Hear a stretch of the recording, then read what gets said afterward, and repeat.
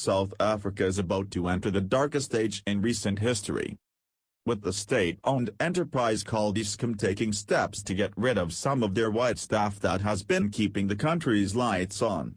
In news articles that was published widely across most Sunday newspapers today, it seemed that Eskom is trying to bring the country down to its knees for political reasons. The headlines read like this: Eskom wants to get rid of white engineers and managers.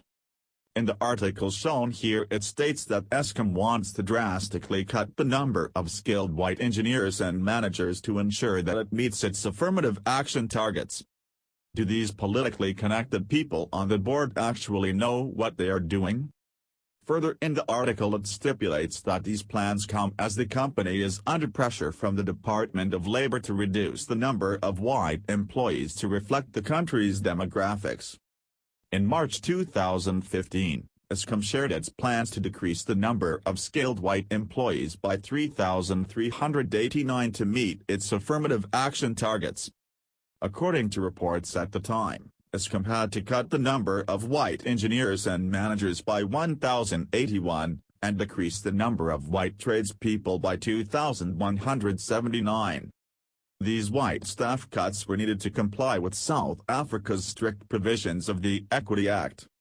According to the reports, the Department of Labor was insistent that Eskom must make changes to ensure its employee demographics reflect South Africa's national and regional demography. This is irrational, as there is already a skill shortage due to past actions by the company. Public Enterprises Minister Pravin Gordhan recently admitted that good people have been forced out of the company because of a toxic and uncertain environment. He explained that they are now trying to track down and recruit former Eskom staff who are working in countries like the Philippines and Indonesia. Gordhan said the loss of senior skills at Eskom is not a small matter, especially when it comes to engineering staff. It is therefore surprising that Eskom is now looking to cut even more of these staff members, based purely on race. These actions by the deployees from the African National Congress will help to totally destroy the utility that is already basically on chronic life support, with one bailout after another and draining the tax monies that are supposed to be used for other purposes.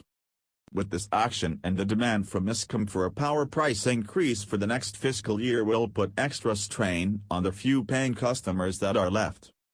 Eskom will also need to subcontract those that are being let go at double the rate to ensure the light keep burning.